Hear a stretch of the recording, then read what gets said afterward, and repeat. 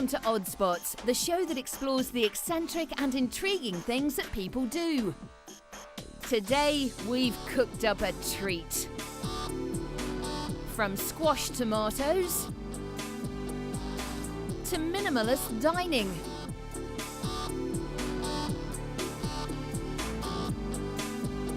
A meal that's got a real bite.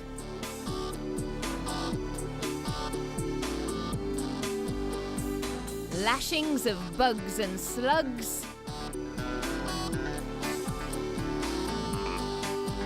And plenty more to whet your appetite here on Odd Spots.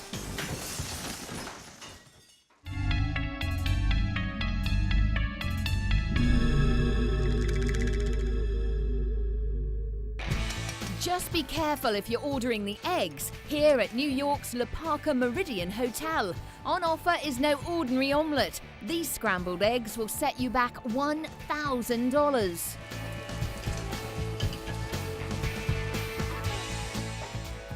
The omelette contains Sevruga caviar and an entire lobster and is cooked with eggs, butter and cream. So, after you've eaten it, you and your bank manager can have simultaneous heart attacks. Chef Emile Castillo, the man behind the omelette, has named his pricey dish the $1 Zillion Frittata. But since it appeared on the menu, not one diner has been tempted to shell out $1,000 for the eggs, preferring to go for the cheaper $100 version. Personally, if I'm paying $1,000 for an egg, I'd expect to take home the goose that laid it as well. But if you're dining with a friend who just insists on picking up the bill, in this case, I wouldn't argue.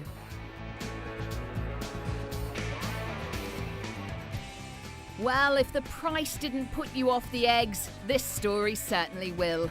Meet Giles Peer, an English gardener who has taken it upon himself to eradicate slugs and bugs from his garden.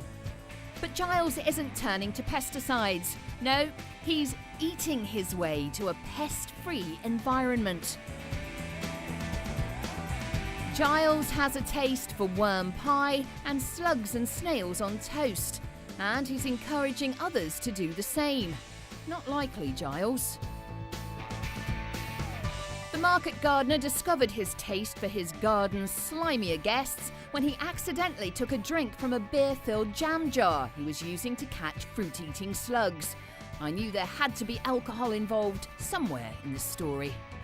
Close friends told me that Giles is perfectly normal apart from his taste for slugs, and they're happy to socialise with him as long as he carries a breath freshener.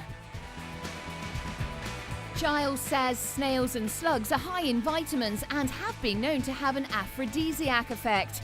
Oh yes, who could resist the charms of a man who's just eaten a worm? And it doesn't look half impressive on your business card. Giles Peer, insect eater.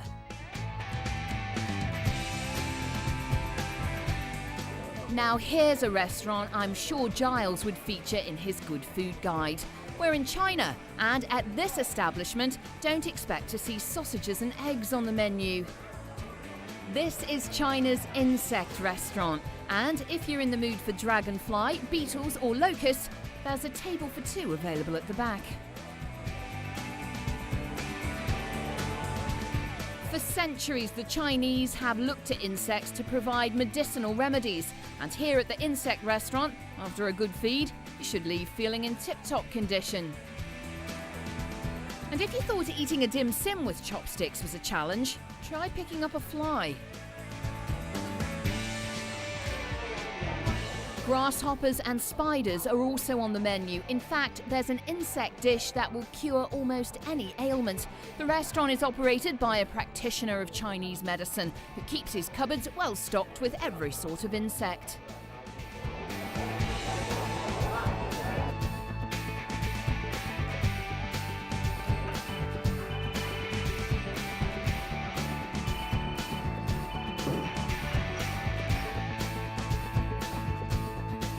From arthritis to indigestion, it seems there's nothing a good plate of worms won't fix. Except a bad case of worms.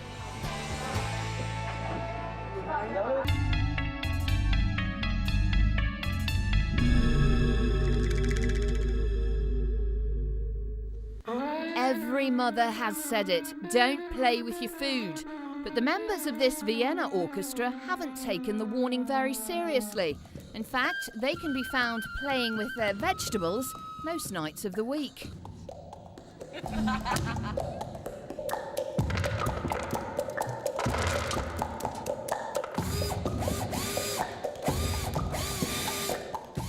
This is Vienna's first vegetable orchestra.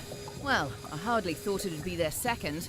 And there's no brass section here, only pumpkins, carrots, and any other vegetables these musicians can get a good note out of.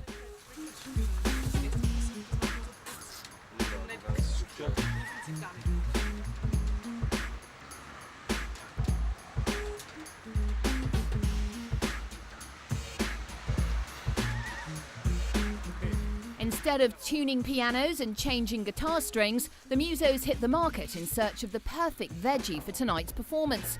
This is the sort of music any vegetarian could really get into, and not so much rock and roll as fruit and veg.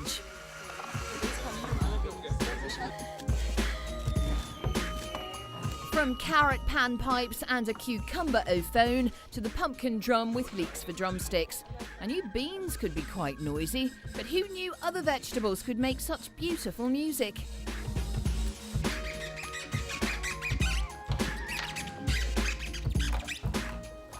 So, let's hear them, live and unplugged, the Vienna Vegetable Orchestra.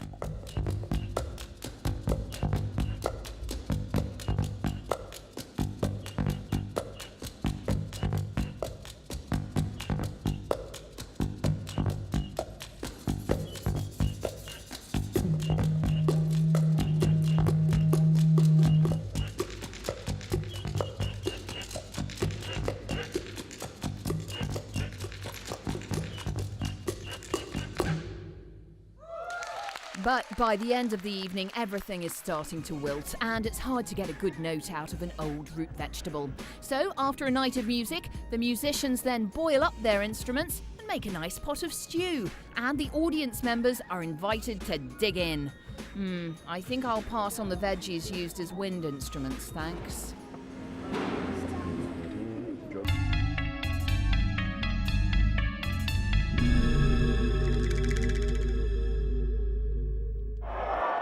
There's two little words that get people excited. Food fight! Here in the Spanish town of Bunol, the world's biggest food fight took place when more than 40,000 revellers pelted each other with 130 tons of ripe tomatoes in the annual Tomatina Festival.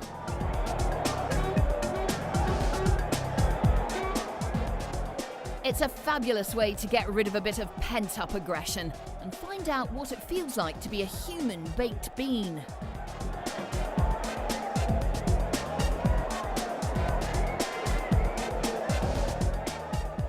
Only the foolish would wear white to this event, though this would make for a fantastic washing powder commercial.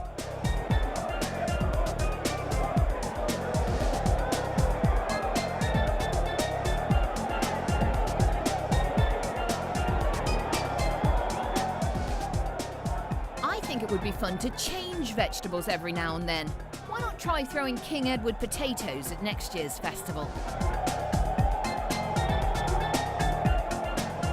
Participants come out feeling pureed after an hour of tomato throwing, which caps off a week-long festival in the tiny town. The streets of Bunol end up awash with tomato soup.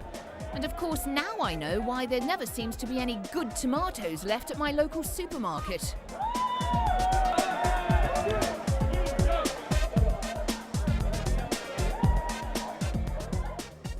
Ah yes, when the moon hits your eye like a big pizza pie, you've been hit by a flying pizza. And here in Italy, people are passionate about perfecting the pizza.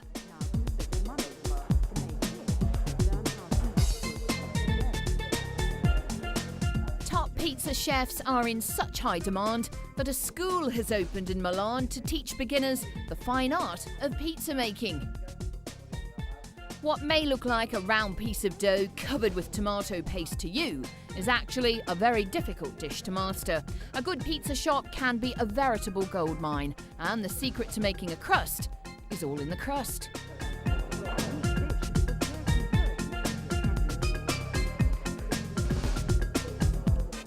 Skills taught include dough making, kneading, and how to throw it high in the air and catch it without wearing it.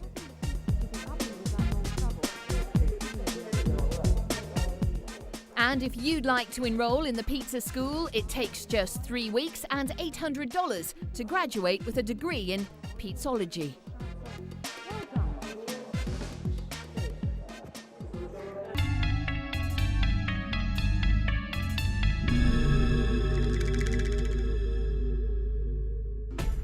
Let's face it, there's nothing that chocolate doesn't go with. So it was only a matter of time before someone combined the delicious taste of chocolate with the world's favourite drink, beer.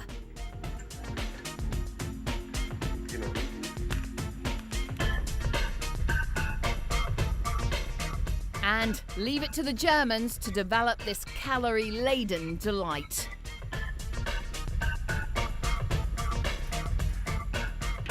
But this isn't just a pint of lager followed by a Mars bar chaser. This is a gentle process that requires knowledge and creativity from confectioner Johann Wolf.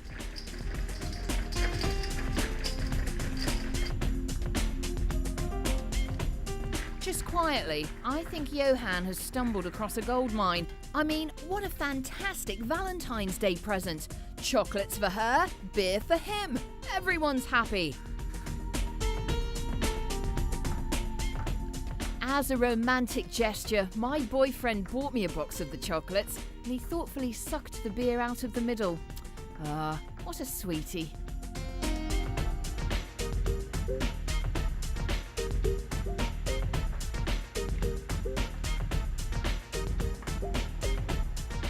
Here's a thought. After a box of beer chocolates, you'll not only wake up with a hangover, you'll have gained 3 kilos as well. Maybe they should be banned. A craving can strike at any time. Pickles and ice cream for breakfast, beer chocolates at midnight. But what about eating mud?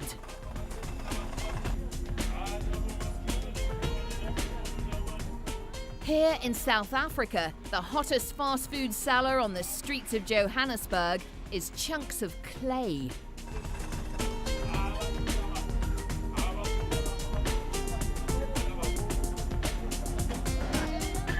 Eating clay is a widespread practice here, particularly amongst pregnant women. Everyone who tries it seems to be hooked.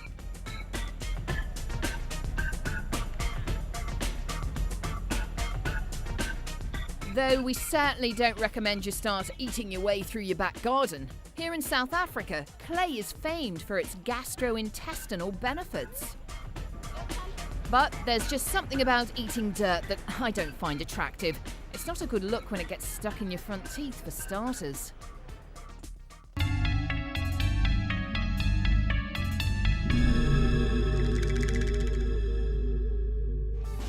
Ask anyone if they'd like to spend some time in one of China's notorious jails, and the answer will be no.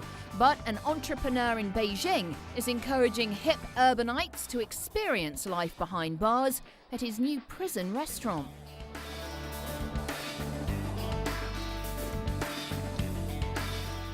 The prison-themed restaurant offers diners meals like buried alive with braised clams and severity to those who refuse to confess their crime with deep-fried shrimp. And at around $50 a dish, this is daylight robbery.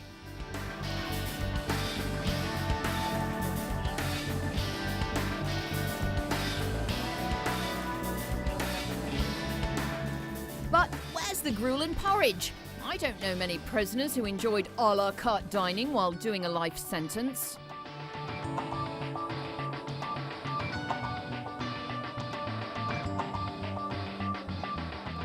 Guests are led to eat behind the solid black doors of jail cells. And if you want to get through the night without a stay in solitary confinement, don't ask the waiter for more water. Visitors to the restaurant have a curiosity about what life on the inside might be like, and too much money. Yes, time goes very slowly indeed when you're in prison, especially when you're waiting for your grilled sea snails. This could well be the answer to the world's obesity problem. A cafe that serves food that's so light, you won't even know you've eaten it.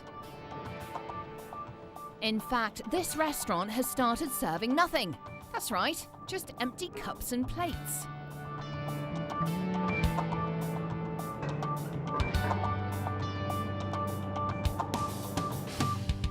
This cafe is all about the vibe, hanging out with the cool people, being seen and making connections.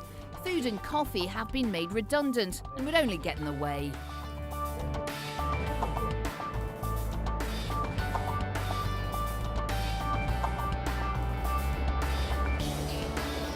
But don't think you can just sit down, relax, enjoy your nothing coffee and leave. No, don't be silly. You still have to pay for every nothing item you order from the menu.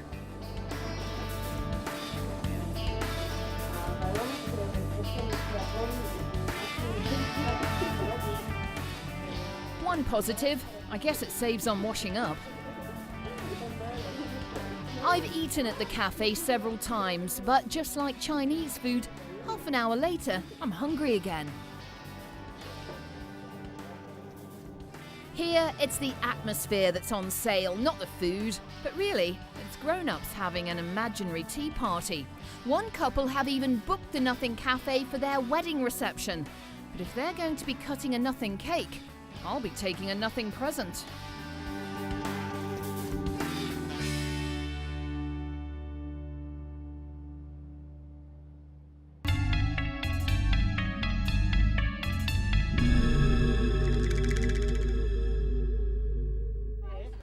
Okay, all you fussy eaters. Too scared to try Brussels sprouts? Suet pudding leave you cold.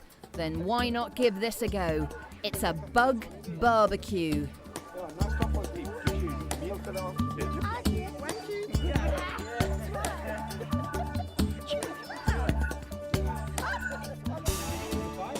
Johannesburg Zoo is the home of Bugfest, where worms, roast cockroach and chocolate-coated locust are served up for a Sunday lunch with a difference.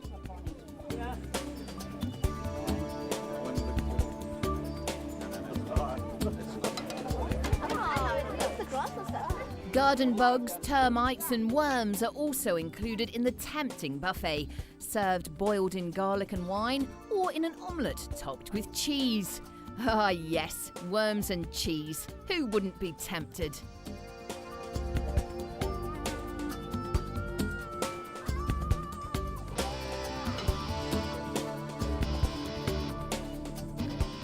Mopane worms are a delicacy, and reactions to their taste ranged from terrible, tasty, and absolutely awful to not bad, but can I have tomato sauce on mine?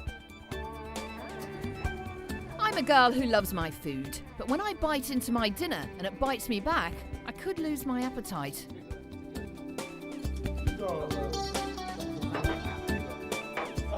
We're in Western China for this Odd Spots restaurant review.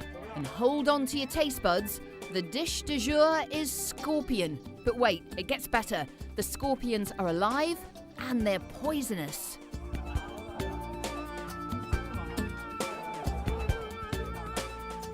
I've heard of wanting your meat rare, but so rare that it's still walking around is going a little far. Seating up to 300 people, the restaurant is a popular gathering place for business lunches, where the art of outdoing colleagues is taken to a new level.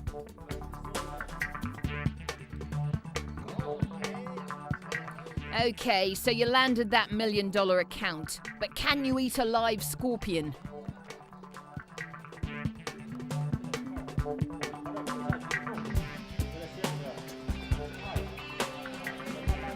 Care has to be taken. One slip of the tongue and the scorpion will bite with its poisonous stinger. But eaten correctly, scorpion is believed by some scientists to relieve hypertension and heart disease. Or it could stick to a bit of wheat germ in the morning. Live scorpion, hey? Well, if they come with chips, I'll give it a go. This next story would normally have me phoning the health department, but there's a restaurant in China where rats are welcome visitors.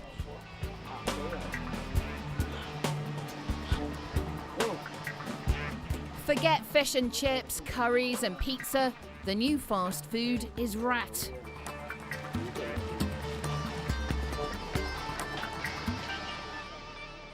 Here at the Golden Coast restaurant, local diners say the rodent makes a bargain meal, and they're tasty to boot.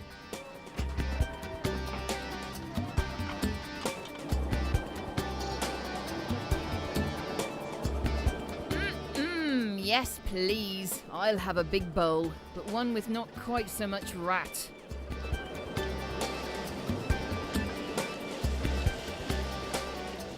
The menu includes rat with vegetables and marinated rat, but I'd have thought the obvious choice would have been ratatouille.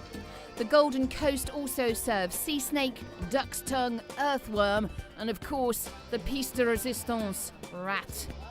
It's the chef's job to cook and be chief rat catcher, and though he says cooking rat isn't his favourite, he serves what the diners want, and they want rat. So, smell a rat? Yeah, that will be the stir fry.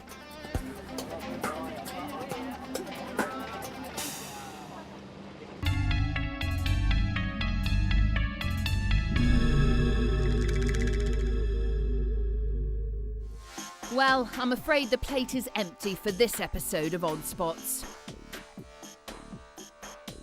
From a gardener with an appetite for slugs.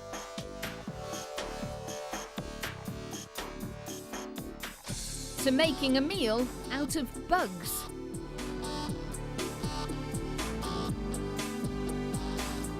And musicians who like their music raw. We don't know why they do it, but we're glad they do, because we've put them all together and made a TV show. See you next time, here on Odd Spots.